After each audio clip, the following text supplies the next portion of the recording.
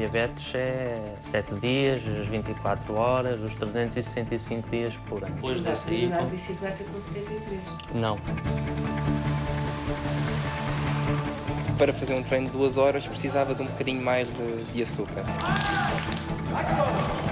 Vou também comer uma barra para ter hidratos de carbono para o resto do treino. Quando nós temos diabetes, temos de ter cuidado com o nosso corpo. Há 415 milhões de diabéticos em todo o mundo. Mais de 1 milhão são portugueses. Será o exercício físico compatível com esta doença? Neste Pela Sua Saúde vamos acompanhar a preparação física da única equipa profissional de ciclistas diabéticos.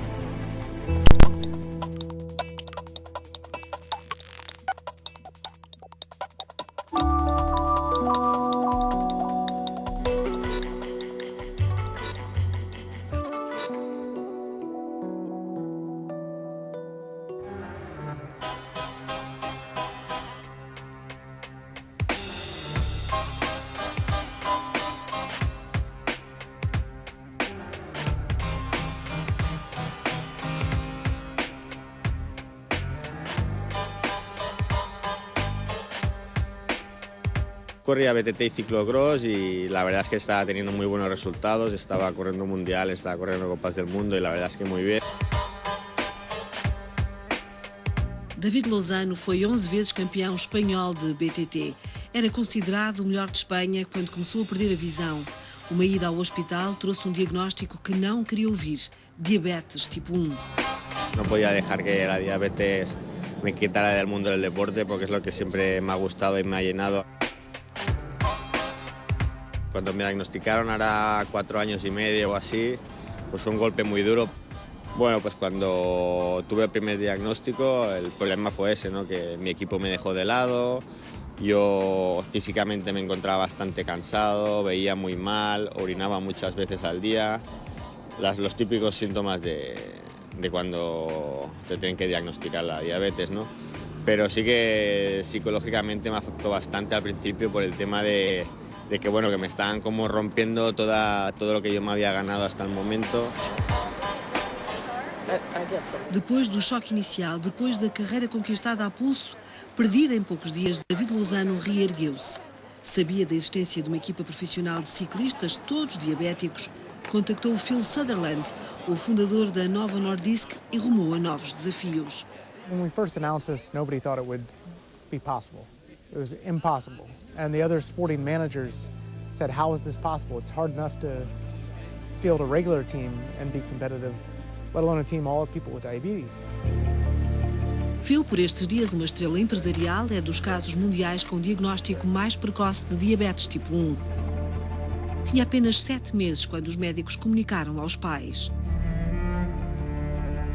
When the doctors told my mom I'd be dead or blind by 25, it really motivated her to learn everything she could about diabetes and get educated on every facet of the disease, and then also to study me and figure out when does food cause my blood sugar to go up, when does insulin cause it to go down, and then help pay that forward to me. She was aiming to prove the doctors wrong, and in doing so she had to use some psychology to motivate me to take control. And diabetes was always with me. I don't know life without it, and I'd never said no to something. If I wanted cake, I would just give the insulin for the cake. I would plan farther in advance. So if I knew we were going to have cake at a birthday party, I would give the insulin so that I could have the cake. Aos 10 anos, a bicicleta tornou-se uma paixão. Aos 23, fundou uma equipa profissional de ciclismo, a Team Type 1, com atletas diabéticos e sem doença. It was always a challenge. It was always a motivation. And when I was competing in sport at a young age, I quickly learned that when my diabetes was well controlled, I was fine. But if my blood sugar was too low or too high, then my competition would suffer. Em 2012, Phil precisava de mais patrocínios. Já tinha conquistado nos Estados Unidos vários pódios, mas necessitava de dinheiro para ir mais longe. I met a very, very intelligent businessman, Jakob Rees, at Novo Nordisk, who's one of the top leaders in that company. And while I was trying to sell him the benefits of sponsoring our team, and 1 week later, Jakob sent me a nice long email saying, Phil, we'd be delighted to partner with you.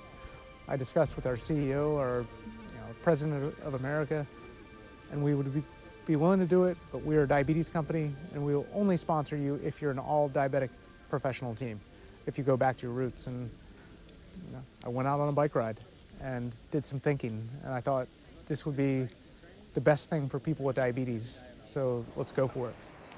Encontramos a equipa profissional, 18 ciclistas, todos diabéticos tipo 1, em Alicante, Espanha, a preparar-se para a 4ª temporada da Novo Nordisk. In the first 6 months or so, in the first season, we were seen as a bit of an experiment. We weren't given much respect in the peloton. I mean, cycling is a sport where you really have to earn your spot.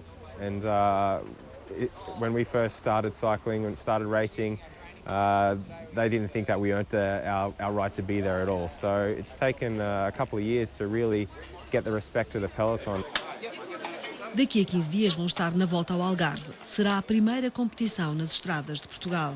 Llegaremos al Algarve ya con 3 o 4 carreritas en las piernas, entonces esperamos llegar en un buen momento de forma y tener un buen ritmo de competición.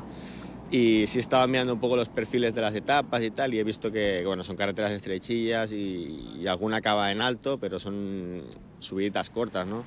Y también esto me motiva un poquillo porque tengo ese rush a un final de cuando corría mountain bike y ciclocross, y tengo esa chispilla que me ayuda a tener buenos finales. If we could start the season off with a victory, that would set the tone for the rest of the victory. And if we could do that in Algarve, I'd be a happy man. Phil conta com os ataques de Chris Williams. O australiano de Brisbane destaca-se na equipa pelas fugas no pelotão. A aventura do ciclismo começou com uma aposta, ainda na universidade e ainda sem diabetes. I was an overweight smoker actually when I moved to the city to study, and I moved into a share house. And one of the guys in the house was a triathlete, and I used to be coming home from a night out and he'd be going out for training, and we sort of bump into each other, and that was the only time I sort of saw him. One weekend we were watching a triathlon on television, myself, my girlfriend and my housemate, and my girlfriend made a comment about the physique of a triathlete as he ran out of the water, and I scoffed at that and said I could do that if I wanted to. 3 months later, I sold my car, bought a bike, started swimming, running and cycling, and I did my first triathlon a few weeks later. I learned to dislike swimming and running and stuck with the bike. É numa destas provas que o ciclista e professor desmaia sem saber logo a razão. I lost a lot of weight. I just assumed it was because I was training hard, I was exercising, but when I look back on it afterwards, I had all the other symptoms as well. I was extremely thirsty, craving sugary drinks all the time. My wife says I had a few mood swings. And just, I remember in the middle of summer having to wear a jumper because I was so cold. The doctor, when I was diagnosed, told me that I shouldn't race, I shouldn't do endurance cycling anymore. So for me, that was a devastating moment. I thought that was it, I can't do it anymore. Everything I was passionate about was sort of for nothing. Nesta altura, em 2011, aos 27 anos de idade, Chris ponderou arrumar a bicicleta de vez. Uma conversa com a equipa Novo Nordisk durante uma prova levou a agarrar-se ainda mais a estas duas rodas. People think that when you get diagnosed with diabetes, it's a sudden, massive lifestyle change and things have to be dramatically different.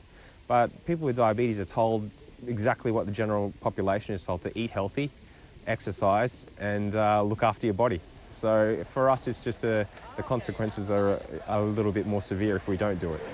O companheiro de entrevista e de estrada, o irlandês Stephen Clancy, tinha 19 anos quando o médico o mandou dedicar-se a outra profissão. The consultant in the hospital, he was under the impression that cycling is a really difficult sport and diabetes is also a really complex condition to manage. He thought it would be far too much to ask to try and combine them both successfully, recommending only to cycle a mile at a time. A Novo Nordisk conseguiu nos últimos 4 anos subir da posição 140 para a 76 do ranking profissional. A grande curiosidade de atletas não diabéticos e adeptos da modalidade centra-se em saber como é que estes ciclistas controlam a diabetes em cima de uma bicicleta. In the beginning we were seen as guys who had diabetes who happened to ride a bicycle. Now it's professional cyclists who have diabetes.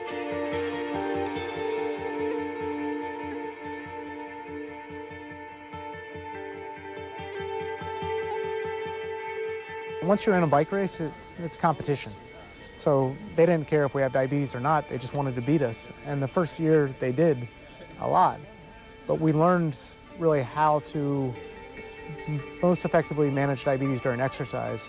And once we figured that out with 18 guys from 10 different countries, to make it simple for all of them to control their diabetes, we saw the performance on the roads improve dramatically.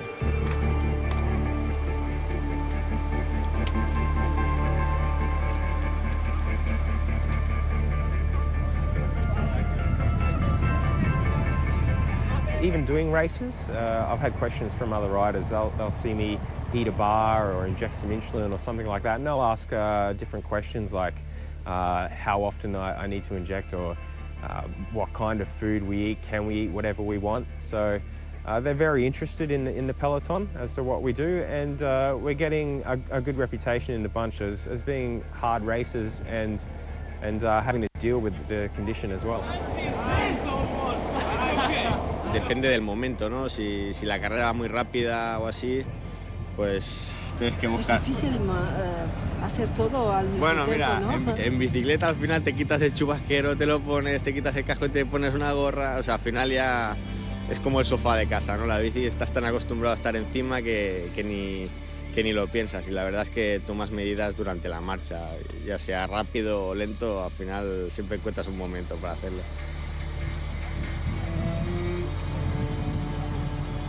Look at it is, if you win a bike race, you put your hands in the air and celebrate at 60k an hour. It's the same thing. If you're in the peloton in the group, you need to take some insulin or check your glucose. Maybe it's just one hand, two hands not necessary. Our jersey pockets are always a little bit fuller than the other guys. We're always carrying extra food just in case. We've got our continuous glucose monitor, we've got our insulin in our back pockets. So we carry everything we need for basically any situation. E é necessário, antes de cada prova ou de cada treino, que os atletas vejam os níveis de açúcar no sangue. É política desta equipa americana não deixar filmar as medições individuais e contínuas dos grandes atletas. Vamos deixá-los a treinar em Alicante. Seguimos até à Amora, Seixal, onde a equipa portuguesa de futsal treina para o Campeonato Europeu de Atletas Diabéticos. A minha história de diabetes começou há 35 anos.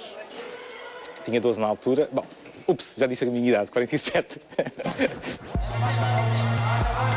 João, um mentor e guarda-redes, tem uma máquina de medição contínua como a dos atletas profissionais da Novo Nordisk. Antes do treino, João verificou os níveis de açúcar no sangue. Lá está. O valor não está muito bom, mas pronto. Mas para começar o treino, 2 horas, não está mal de todo.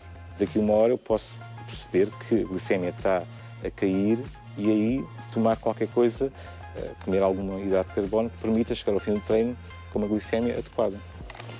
O João está, e permita-me a expressão, todo artilhado. Tem um sensor, tem a bomba. Sim. Quer explicar-nos um pouco o que é que... Sim, estou a usar um sensor contínuo de glicemia e a vantagem deste sensor é que me permite ver a evolução da minha glicemia ao fim, nas 24 horas.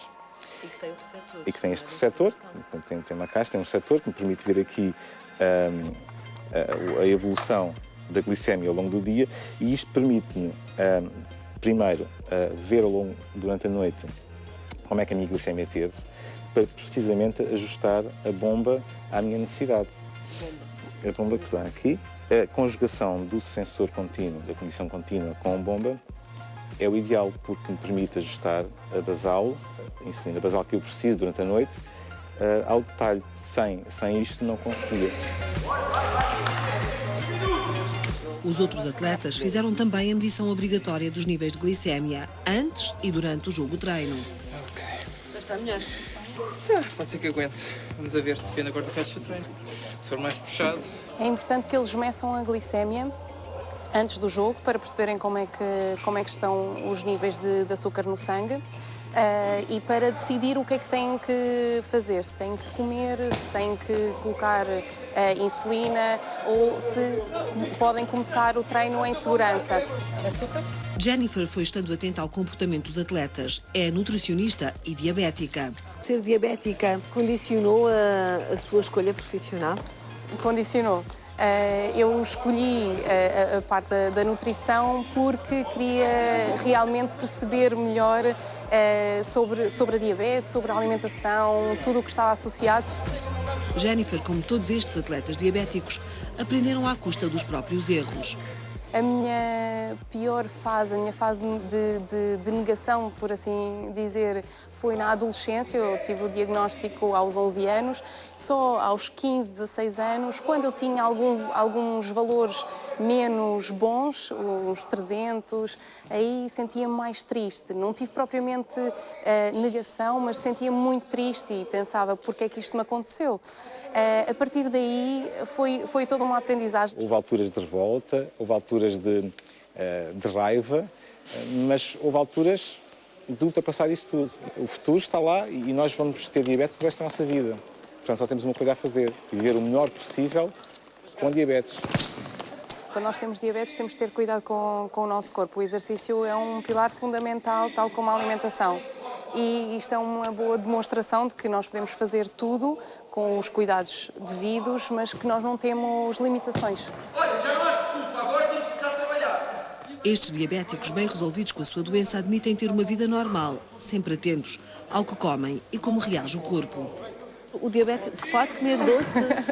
Pode comer doces. Claro que, como uma pessoa normal e saudável, devemos ter atenção que não podemos comer bolos todos os dias, não devemos comer açúcar em demasia todos os dias. Mas em épocas especiais, em aniversários e mesmo se nos apetecer uma sobremesa, um bolo, podemos comer. Temos que contar os hidratos de carbono que estão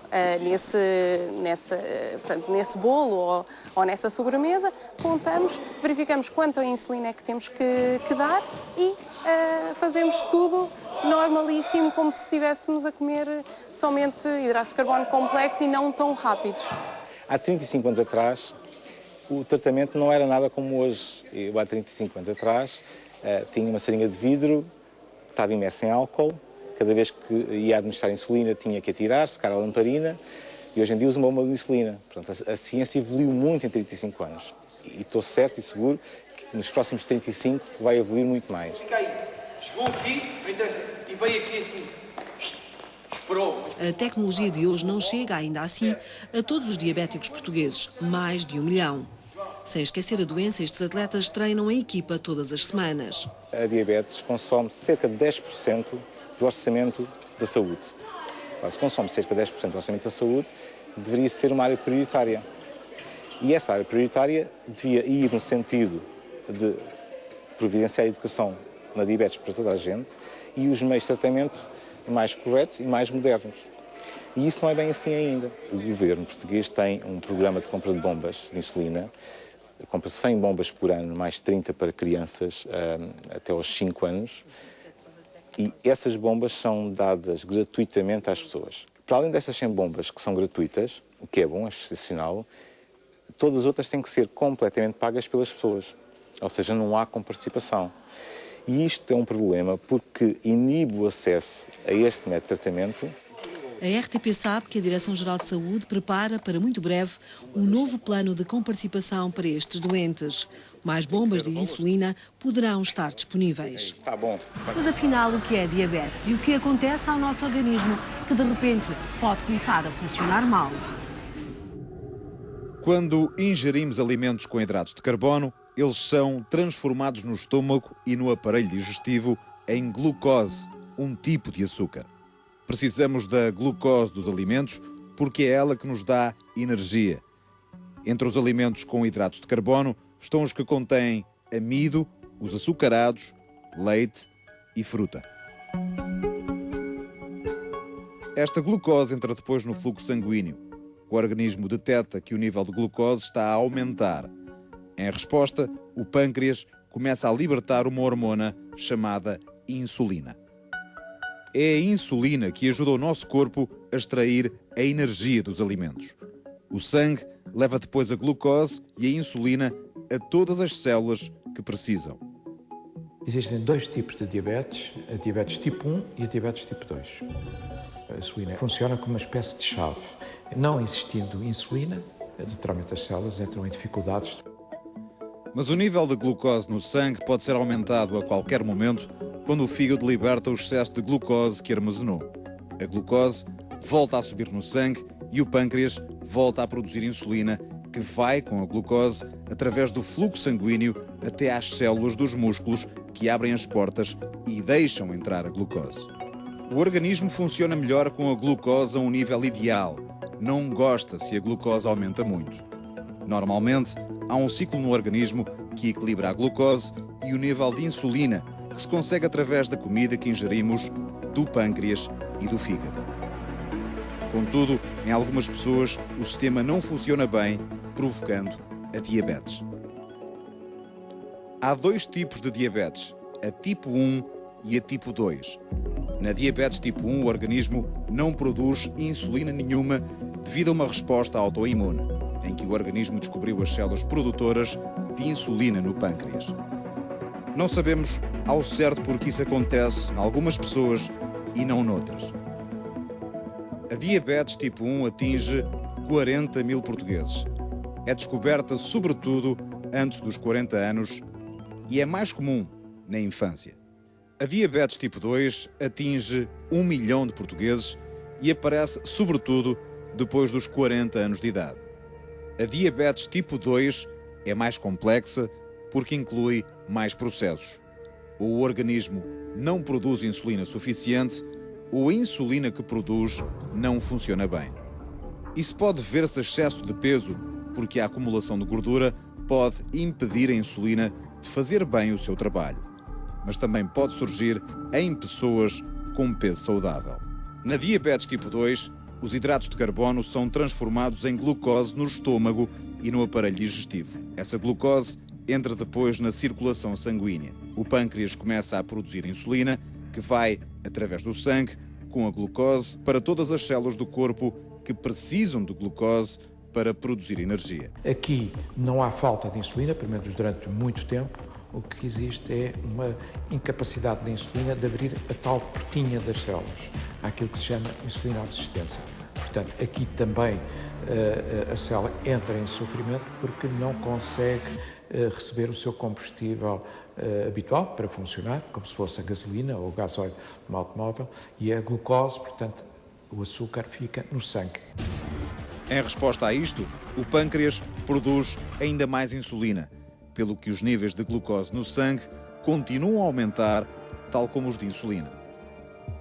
Esta situação é ainda mais complicada para as células, que precisam desesperadamente de energia e enviam sinais de emergência para o fígado para que liberte a glucose armazenada. O nível de glucose no sangue continua a aumentar e o pâncreas produz cada vez mais insulina até ao ponto em que já não consegue mais e pode acabar por se danificar. Um pouco por todo o mundo há exemplos de como sobreviver bem à diabetes.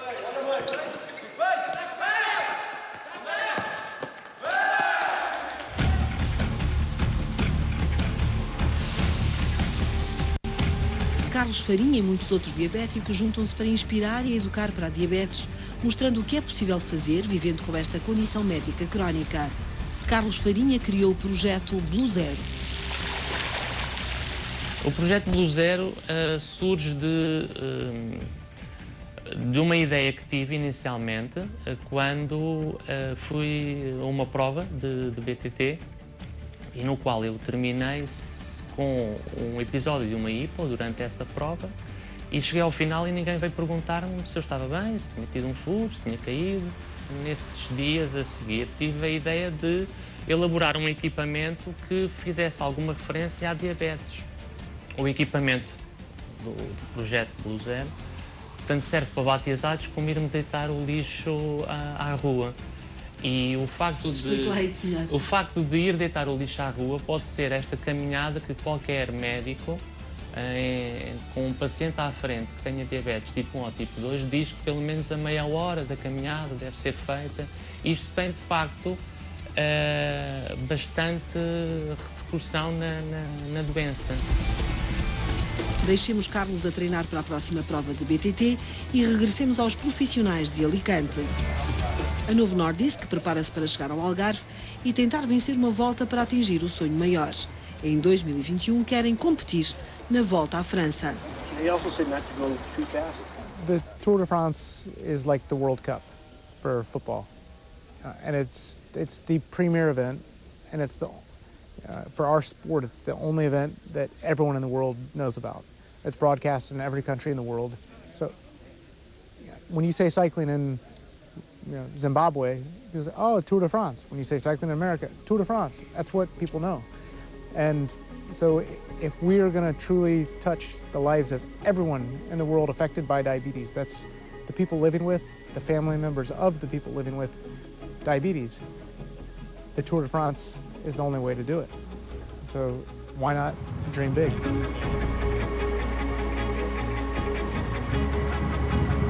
Um sonho de um triunfo com a educação para a diabetes nas camisolas.